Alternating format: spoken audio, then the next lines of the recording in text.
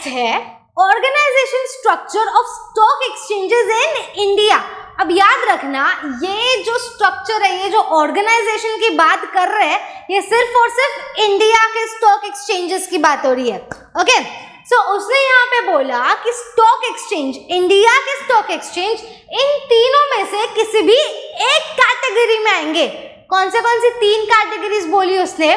First category बोली voluntary non profit making organisation. तो एक स्टॉक एक्सचेंज वो या तो हो सकता है नॉन प्रॉफिट मेकिंग ऑर्गेनाइजेशन। कौन सा? नॉन प्रॉफिट मेकिंग, मतलब वो खुद के लिए काम नहीं करेगा, वो दूसरों के बेनिफिट के लिए काम करेगा। किसके लिए? दूसरों के बेनिफिट के लिए। यानी उसको खुद को प्रॉफिट कमाना नहीं है। Non profit making organisation. Yes, दूसरी कैटेगरी बोली उसने companies with liability limited by shares. कौन सी लायबिलिटी? लिमिटेड बाय शेयर्स, मतलब यहाँ पे वो वाली कंपनीज आएंगी जिनकी लायबिलिटी, जिनके मेंबर्स की लायबिलिटी जो है वो लिमिटेड बाय शेयर्स है। मतलब मेंबर की लायबिलिटी क्या होगी? सिर्फ उतनी ही जितने शेयर्स के पैसे उन्होंने पे नहीं किए। फॉर एग्जाम्पल, मैंने शेयर खरीदा एक 10 रुपए का, ठीक है, उसमें से मैंने अब तक 6 रुपए पे कर दिए। कितने पे किया? 6 मैंने पे कर दिए। बाकी कितना बचा? 10 रुपए का शेयर था, 4 रुपीज बचा। तो ये मेंबर जो है कंपनी की, उसकी लायबिलिटी होगी 4 रुपीज की। कितनी लायबिलिटी होगी? 4 रुपीज की। तो ये 4 रुपीज हमने कहाँ से निकाले? कि ये वो पैसे हैं जो शेयर पे मैंने अब तक पे नहीं किए हैं। यस, सो दिस, ये जो कंसेप्ट है कि जितने पैसे के मेंबर की उतनी ही लायबिलिटी होगी जितने उसने शेयर के पैसे नहीं पे किए, उस कंसेप्ट को बोलते हैं liability limited by shares. Yes, उसके बाद एक और कैटेगरी बोली उसने जो है companies with liability limited by guarantee. अब ये इससे बहुत अलग है।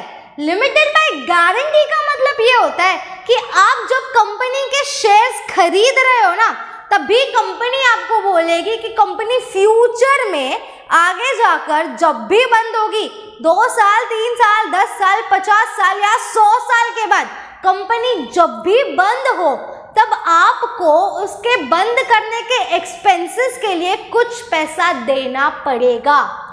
क्या बोला? कि कंपनी जब फ्यूचर में जब भी बंद होगी, कंपनी जब भी लिक्विडेट होगी, तब भी मेंबर को, उस कंपनी को कुछ पैसे देने पड़ेंगे।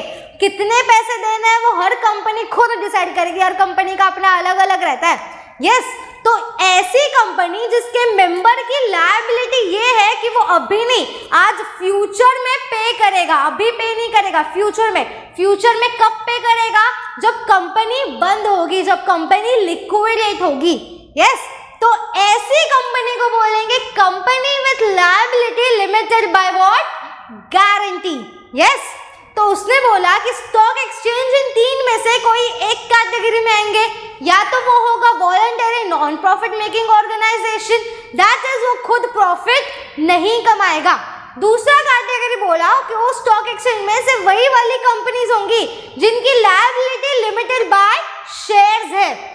तीसरा बोला कि उस स्टॉक एक्सचेंज में से वही वाली कंपनीज लिस्ट होंगी जिनकी लायबिलिटी लिमिटेड बाय गारंटी है। यस, तो ये 3 कैटेगरीज है। इन 3 कैटेगरीज में से कोई एक कैटेगरी में इंडिया के स्टॉक एक्सचेंज आएंगे। अच्छा, कोई भी स्टॉक एक्सचेंज में से 2 में नहीं हो सकता, ये और ये या फिर ये और ये, ऐसे 2 कैटेगरी में एक स्टॉक एक्सचेंज नहीं आएगा। कोई भी स्टॉक एक्सचेंज कोई एक ही कैटेगरी में गिरेगा। यस, 3 कैटेगरीज कौन से फिर से बोलो? First, voluntary non profit making organisation. Second, companies with liability limited by shares, and third, companies with liability limited by guarantee. Yes, उसके बाद उसने यहाँ पे बोला कि Securities Contract Regulation Act 1956 provides rules for their functioning, licensing, recognition and for controlling speculation. तो stock exchange के कुछ रूल्स, पहला तो हमने क्या पढ़ा था, कौन रूल्स देगा? सेबी देगा। यस, अब सेबी के साथ बाद इसके दूसरे कुछ रूल्स है, वो कौन देगा? Securities contract regulations act 1956। कौन देगा बोलो? सिक्योरिटीज कॉन्ट्रैक्ट रेगुलेशंस एक्ट 1956 भी देगा। तो ये कौन से किस बारे में रूल्स देगा? रूल्स फॉर द फंक्शनिंग, कि स्टॉक एक्सचेंज कैसे फंक्शन करेगा, फॉर लाइसेंसिंग, कि स्टॉक एक्सचेंज जो है वो लाइसेंस, उसके लाइसेंस वगैरह कैसे मिलेंगे, कैसे देंगे, एक्सेट्रा। उसके बाद बोला recognition and for controlling speculation. Speculation क्या होता है पता है? मतलब स्टॉक एक्सचेंज में कुछ लोग है ना, सिर्फ और सिर्फ डिविडेंड और इंटरेस्ट के लिए नहीं आते। कंपनी में इन्वेस्ट करने वाले लोग सिर्फ और सिर्फ डिविडेंड और इंटरेस्ट के लिए नहीं आते, वो लोग कभी कभी सिर्फ प्रॉफिट कमाने के लिए, शॉर्ट टर्म में प्रॉफिट कमाने के लिए भी आते हैं। क्या करेंगे वो लोग? वो लोग आएंगे, एक कोई भी कंपनी, जो कंपनी अच्छी चल रही है, प्रॉफिटेबल कंपनी में पहले पैसा इन्वेस्ट करेंगे, फिर वेट करेंगे, स्पेक्यूलेट करेंगे, देखेंगे कि इसके भाव कब गिर रहे हैं। यस, जैसे उन्हें पता चला कि इसके भाव गिर रहे हैं, इसके भाव बढ़ रहे हैं, बढ़ने पे प्रॉफिट होता है, गिरने पे प्रॉफिट नहीं होता। यस, तो वो देखेंगे कि अब इसका भाव जो है वो बढ़ रहा है। दैट इज, मैंने समझो शेयर खरीदा था, एक शेयर खरीदा था 50 रुपीज़ में, अब मैंने 2 महीने वेट किए और अब उसी शेयर की प्राइस हो गई है 70 रुपीज़। तो अब अगर मैं वो शेयर को बेच दूं तो मुझे 20 रुपीज़ का प्रॉफिट हो गया। यस, बैठे बैठे मुझे प्रॉफिट मिला, मुझे कोई मेहनत नहीं करनी पड़ी, मुझे जहाँ पे वहाँ कहीं पे भी जाके पत्थर तोड़ने नहीं पड़े या कहीं पे जाके अपना दिमाग लगाना नहीं पड़ रहा है। मैं रुकी, मैंने स्पेकुलेट किया, मैंने देखा कि कब इसका भाव बढ़ रहा है और कब मैं इसको बेचूं, तो उसको बोलते हैं स्पेक्यूलेशन। तो ये स्पेक्यूलेशन से रिलेटेड रूल्स एंड रेगुलेशन भी कौन देगा? Securities contract regulation act 1956। Yes, तो सेबी के साथ साथ ये वाली एक्ट भी इसके लिए, स्टॉक एक्सचेंज के लिए कुछ रूल्स प्रोवाइड करती है। Okay, so this was organisation structure of stock exchange in India. ये सिर्फ और सिर्फ इंडिया के स्टॉक एक्सचेंज पे लागू होता है। ओके, उसके बाद आता है मेंबरशिप ऑफ स्टॉक एक्सचेंज। तो किसी भी स्टॉक एक्सचेंज में अगर आपको मेंबर बनना है तो उसकी एलिजिबिलिटी जो है, हर एक ऑफकोर्स हर एक किसी भी चीज़ के लिए मेंबर बनना है तो उसके लिए आपको एलिजिबल होना पड़ता है। जैसे कि अगर आपको कंपनी का मेंबर बनना है तो उसके लिए एलिजिबिलिटी है कि आप 18 साल से ऊपर के होने चाहिए, वरना आप माइनर में गिने जाओगे। यस, उसके बाद आप इंडियन होने चाहिए। उसके बाद आता है कि आपके पास उस कंपनी के शेयर्स होने चाहिए। ऑफकोर्स, तो आप क्या बन जाओगे? आप कंपनी के मेंबर बन जाओगे। तो वैसे अगर आपको स्टॉक एक्सचेंज का मेंबर बनना है तो हर स्टॉक एक्सचेंज का एलिजिबिलिटी क्राइटेरिया अलग होता है। क्या होता है? अलग होता है। दैट इज, अगर बीएसई का मेंबर बनना है तो उसके लिए अलग क्राइटेरिया, एनएसई का मेंबर बनना है तो उसके लिए अलग क्राइटेरिया, अगर कलकत्ता स्टॉक एक्सचेंज का जो है उसका अगर मेंबर बनना है तो उसके लिए अलग क्राइटेरिया। यस, अब मेंबर बोला है ना इसका, तो स्टॉक एक्सचेंज में कौन से मेंबर्स होते हैं? कभी सुना है? ब्रोकर, उसके बाद आता है जॉबर, उसके बाद आता है एक होता है बुल, एक होता है बेयर, फिर आते हैं वुल्व्स। ये सब है ना, ये सारे कॉन्सेप्ट्स आपके टेक्स्ट बुक में दिए, हम पढ़ेंगे नहीं साथ में, लेकिन आपके टेक्स्ट बुक में दिए for your own self study, आप खुद उसे रीड करके समझ सकते हो। तो ये सब जो है ये एक स्टॉक एक्सचेंज के मेंबर्स होते हैं। कौन होते हैं? मेंबर्स होते हैं। और अगर ये सब हमें बनना है तो उसका एलिजिबिलिटी क्राइटेरिया अलग अलग, हर स्टॉक एक्सचेंज का अलग अलग होता है। Yes, so that's what is written over here. यहाँ पे वही लिखा है कि eligibility criteria for membership is different for every stock exchange. Okay, so this was the छोटे छोटे कंसेप्ट, सारे छोटे छोटे जो कंसेप्ट थे, 3 कंसेप्ट थे, तो तीनों के तीनों हमने पढ़ लिए। Okay, now let's start with our next topic called functions of stock exchange. क्या बोला? Function of stock exchange. तो अब तक हमने देखा स्टॉक एक्सचेंज के फीचर्स देखे हमने। यस, अब देखते हैं कि स्टॉक एक्सचेंज के फंक्शन क्या है, उसका काम क्या है। ओके, सो फर्स्ट उसने बोला है मोबिलाइजेशन ऑफ सेविंग्स। क्या बोला? मोबिलाइजेशन ऑफ सेविंग, मतलब सेविंग को इकट्ठा करके किसी अच्छी जगह पर उसे रखना। अब सेविंग मैंने की, मैंने 10 साल जी तोड़ कमाया, कबर्ड में रख दिया, कुछ काम का है? वो क्या करेगा, वो सिर्फ और सिर्फ कबर्ड की धूल चाटेगा। वो पैसा अपने आप बढ़ेगा क्या? वो पैसे से मुझे और प्रॉफिट मिलेगा क्या? नहीं। तो क्या करना पड़ेगा मुझे? वो पैसा अगर मैं लूँ बैंक में रखूँ तो बैंक मुझे कुछ इंटरेस्ट देगा। अभी रेट ऑफ इंटरेस्ट चल रहा है वो 4 और 6 के बीच में चल रहा है, तो बैंक मुझे या तो 4% देगा या तो 6%, चलो 6% गिन लेते हैं, 6% इंटरेस्ट देगा। यस, मिल के मुझे सिर्फ और सिर्फ 6% मिल रहा है। वही अगर मैं वही सेम मेरी सेविंग्स स्टॉक एक्सचेंज में लाकर रखूं, मतलब कंपनीज में इन्वेस्ट करूं, तो मुझे उससे ज्यादा परसेंटेज मिल सकता है। 10% बोलो, 12% बोलो, इवन 14-15% तक भी मुझे रिटर्न उस पे मिल सकता है।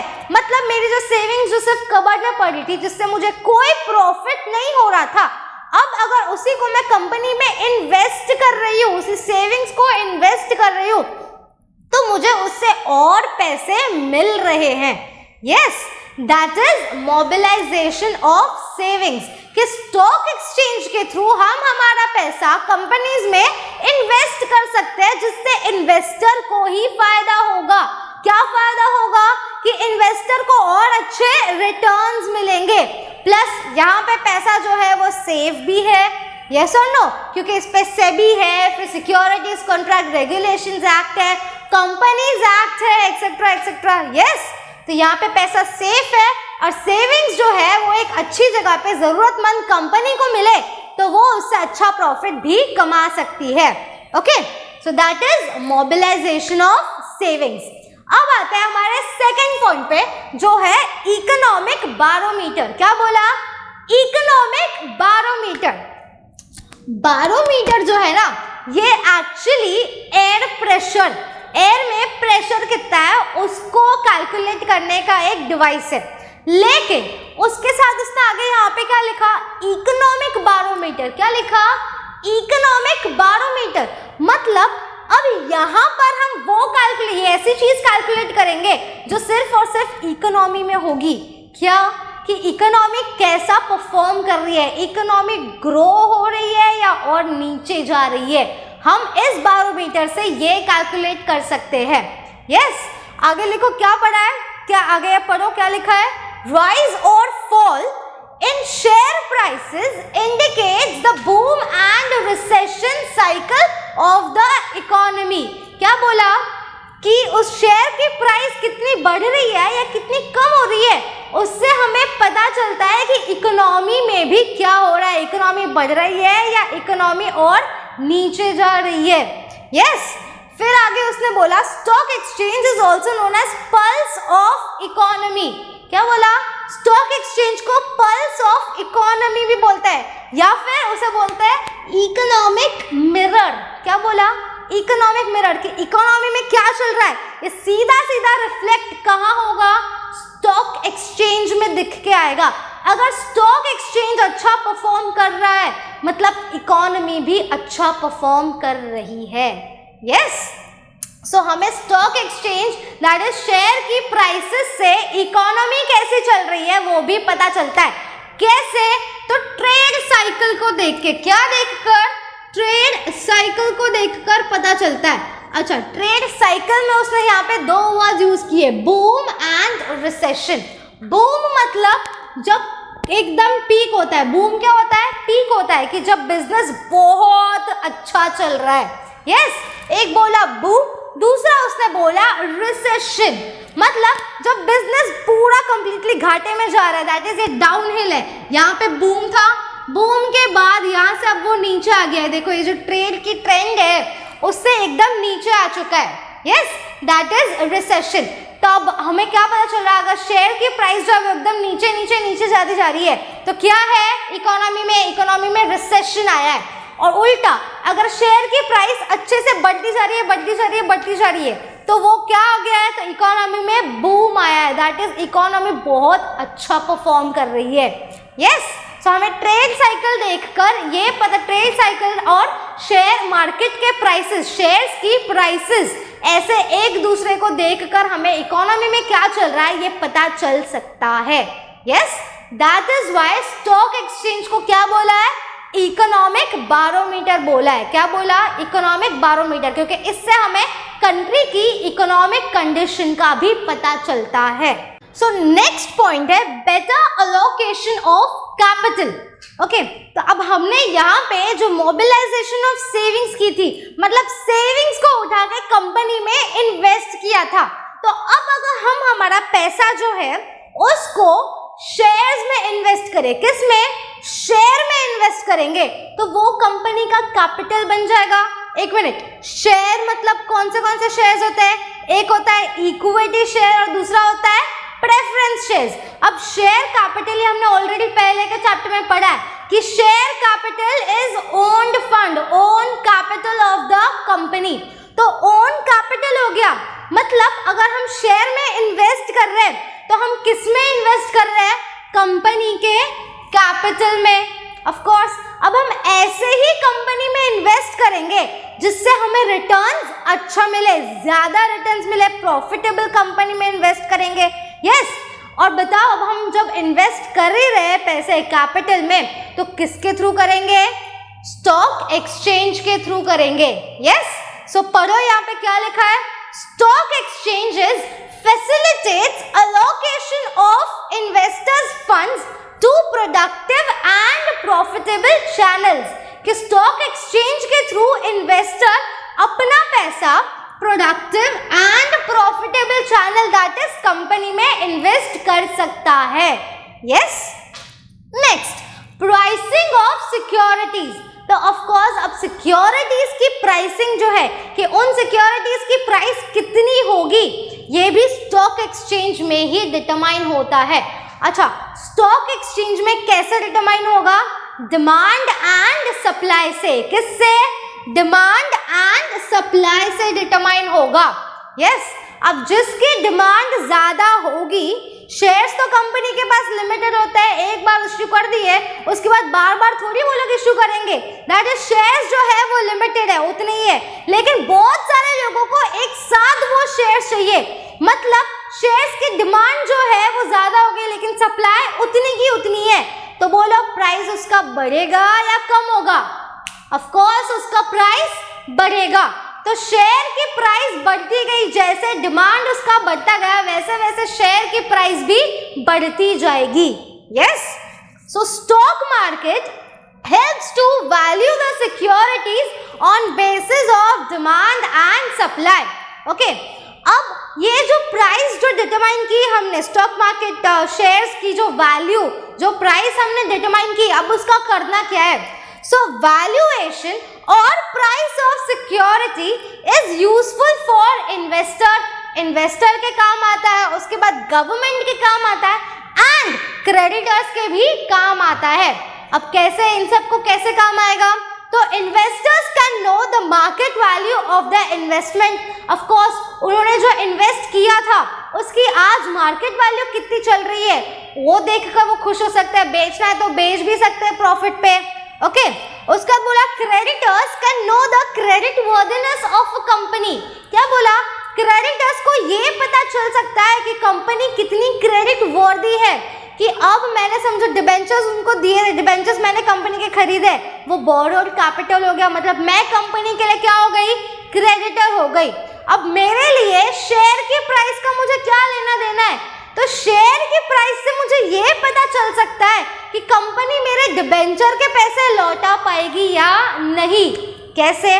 तो ऑफ कोर्स अगर उसके शेयर की प्राइस बढ़ रही है मतलब कंपनी प्रॉफिट कमा रही है। क्यों? क्योंकि सबको उसके शेयर्स चाहिए।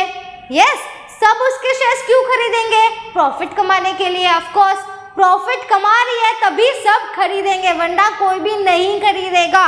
यस, तो अगर कंपनी प्रॉफिट कमा रही है तो उसी प्रॉफिट के पैसे से वो मेरे डिबेंचर्स के पैसे भी लौटा सकती है।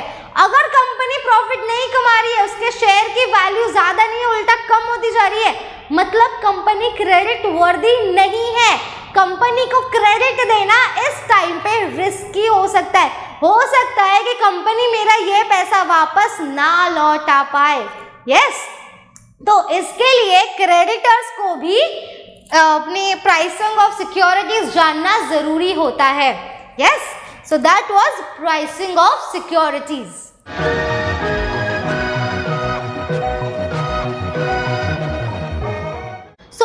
नेक्स्ट पॉइंट है प्रोटेक्टिंग इंटरेस्ट ऑफ इन्वेस्टर। क्या बोला? प्रोटेक्टिंग इंटरेस्ट ऑफ इन्वेस्टर, मतलब अब हमें इन्वेस्टर के इंटरेस्ट को सेफ रखना है। और इन्वेस्टर का इंटरेस्ट क्या है?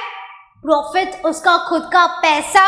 यस, सो लिखा है companies have to follow strict rules and regulation of stock exchange. Of course, अब अगर स्टॉक एक्सचेंज में अपने शेयर्स बेच रहे हो, अपने शेयर्स लिस्ट कर रहे हो, तो उन्हें स्टॉक एक्सचेंज के रूल्स एंड रेगुलेशंस भी फॉलो करने पड़ेंगे। और स्टॉक एक्सचेंज के रूल्स एंड रेगुलेशंस ऐसे होते हैं जिससे इन्वेस्टर्स का इंटरेस्ट जो है वो बना रहे, दैट इज इन्वेस्टर का पैसा जो है वो हमेशा सेफ रहे, वो कभी किसी गड़बड़ घोटाले के वजह से डूबे नहीं।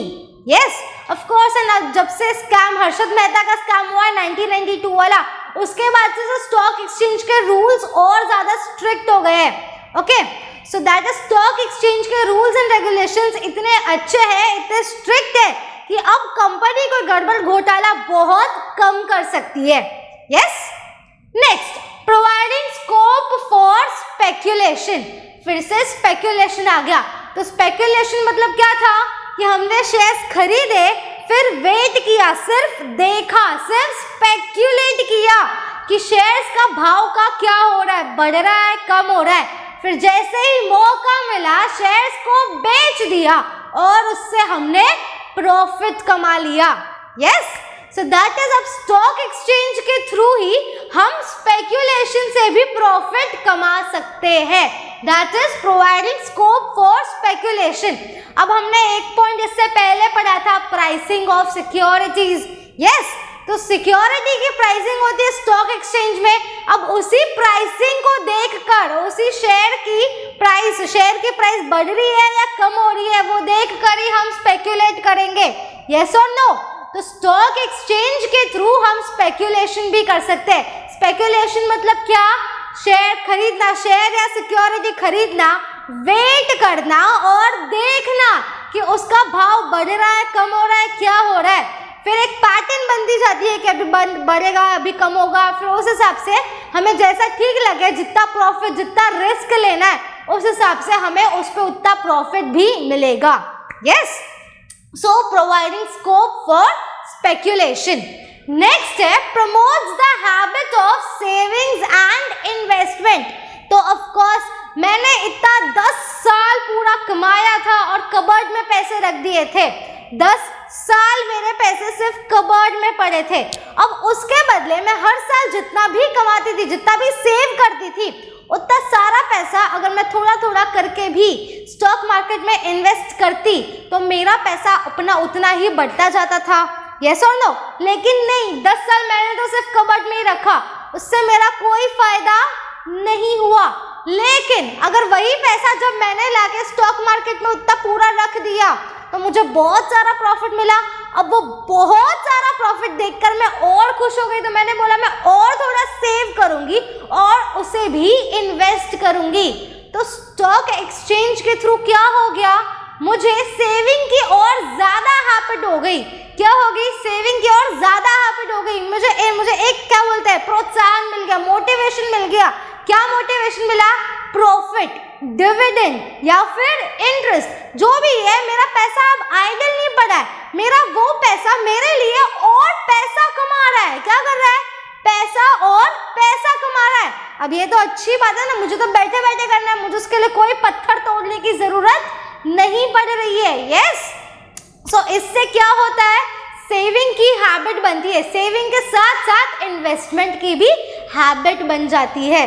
सो that is promotes the habit of savings and investment. Okay, now next, liquidity.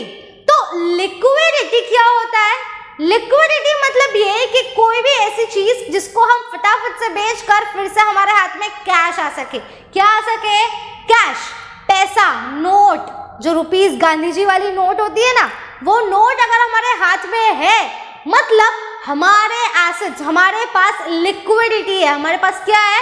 Liquidity है।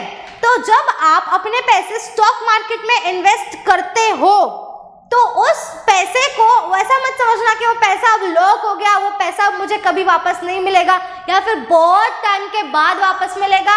नहीं, अगर आपने स्टॉक मार्केट में समझो आज इन्वेस्ट किया, ये सोच के मुझे अभी इन पैसों की जरूरत नहीं है और बोला कि चलो 2 साल के डिबेंचर्स उससे खरीद लिए, मतलब अब ये पैसे कितने साल बाद मिलेंगे?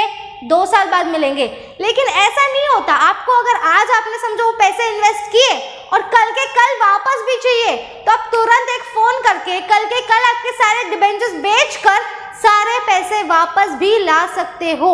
मतलब क्या हो गया, मैंने क्या कर दिया, मेरी इन्वेस्टमेंट जो थी उसको मैंने लिक्विडेट कर दिया। क्या किया? इन्वेस्टमेंट को मैंने लिक्विडेट कर दिया। दैट इज इन्वेस्टमेंट को बेचकर उसके बदले मैंने कैश ले लिया। यस, अब एक बार पढ़ते हैं यहाँ पे क्या लिखा है।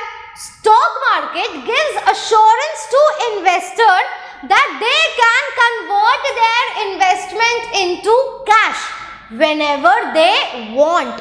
क्या बोला कि स्टॉक मार्केट के थ्रू इन्वेस्टर को एक बात की अश्योरेंस रहती है, एक बात का एक चिंता फ्री टाइम एक ये रहता है, एक बात होती है कि आप जब चाहो तब आपकी इन्वेस्टमेंट को कैश में कन्वर्ट कर सकते हो। सिर्फ एक फोन मारना है, अगले दिन स्टॉक एक्सचेंज से आपका सारा पैसा निकल के सीधा सीधा आपके बैंक अकाउंट में आ जाएगा। Yes, so that is liquidity. क्या करना, मैंने क्या किया, मेरी सारी इन्वेस्टमेंट को मैंने लिक्विडेट कर दिया। आगे, investor can invest in long term investment without hesitation. मैं बिना किसी हिचकिचाहट के मेरा पैसा जो है वो लॉन्ग टर्म के लिए अंदर इन्वेस्ट कर सकती हूँ। लेकिन समझो कि मुझे पता चला, मैंने समझो 5 साल के लिए मेरा पैसा लॉक कर दिया कहीं पे, 5 साल के डिबेंचर्स मैंने खरीद लिए, मतलब अब उसके पैसे मुझे कब मिलेंगे? 5 साल बाद, करेक्ट। लेकिन अब मुझे पता चला कि 1 साल में ही मेरी शादी हो रही है, तो अब वो मुझे पैसा 1 साल में रिटर्न चाहिए, यस और नो। तो अब मैं जब चाहूँ तो 5 साल के जो डिबेंचर्स थे वो बेच दिए मैंने, उसके बदले शॉर्ट टर्म इन्वेस्टमेंट मैंने इन्वेस्ट कर दिया। 1 साल है, 5 साल थे ना, 5 साल का इन्वेस्ट किया था, लेकिन मुझे कब चाहिए? 1 साल बाद। मुझे अभी का भी नहीं चाहिए, 1 साल मेरे पास अभी भी पड़ा है, तो वो 5 साल के इन्वेस्टमेंट मैंने बेच दी, उसके बदले वही पैसे मैंने इन्वेस्ट किए शॉर्ट टर्म इन्वेस्टमेंट में। किस में? शॉर्ट टर्म इन्वेस्टमेंट में। दैट इज 1 साल या 1 साल से कम में मैंने इन्वेस्ट कर डाले, तो अब वो 1 साल के लिए भी मुझे उस पर डिविडेंड, इंटरेस्ट या फिर प्रॉफिट, कुछ भी एक चीज तो मिलती ही रहेगी ना। यस, सो वही लिखा है कि investor can invest in long term investment without hesitation and convert it to short term or medium term or even liquidate it at any given time। तो लॉन्ग टर्म में पैसा मैंने रखा तो था, लेकिन मुझे जब चाहिए मेरी मर्जी के हिसाब से मैं उसे निकाल कर शॉर्ट टर्म में डाल सकती हूँ या फिर मीडियम टर्म इन्वेस्टमेंट भी कर सकती हूँ, या फिर मुझे चाहिए तो मैं उसे लिक्विडेट भी कर सकती हूँ। Yes, so that is liquidity के स्टॉक मार्केट के थ्रू एक टाइप की लिक्विडिटी बनी रहती है। मैं जब चाहूँ तब इन्वेस्टमेंट के पैसे लिक्विडेट कर सकती हूँ। लिक्विडेट करना मतलब क्या? इन्वेस्टमेंट को बेचकर उसके बदले कैश ले लेना। Yes, now next, capital formation. तो ऑफ कोर्स हम जब शेयर्स में इन्वेस्ट करेंगे, किस में इन्वेस्ट करेंगे? शेयर्स में इन्वेस्ट करेंगे, तो कंपनी उसी शेयर का पैसा हमसे लेगी और उसे उसके कैपिटल में इन्वेस्ट करेगी। यस, शेयर को कैपिटल बोलते हैं, share capital of the company. Share is capital, मतलब बेसिक कैपिटल होता है जिससे कंपनी अपना बिजनेस रन करती है। यस और नो? सो कैपिटल फॉर्मेशन हो गया। अगर मैं शेयर्स में इन्वेस्ट कर रही हूँ तो कंपनी के लिए उसका कैपिटल जो है वो फॉर्म हो गया। यस और नो? सो कैपिटल फॉर्मेशन तो हो गया। अब कैपिटल फॉर्मेशन के बाद भी कंपनी अलग अलग टाइप की सिक्योरिटीज इशू करती है। अब कैपिटल से बिजनेस करेगी, यस, और ऐसा बिजनेस करेगी जिससे उसे हमेशा प्रॉफिट ही मिले। यस, तो अब जब उसे प्रॉफिट मिलेगा तो इन्वेस्टर को भी प्रॉफिट मिलेगा।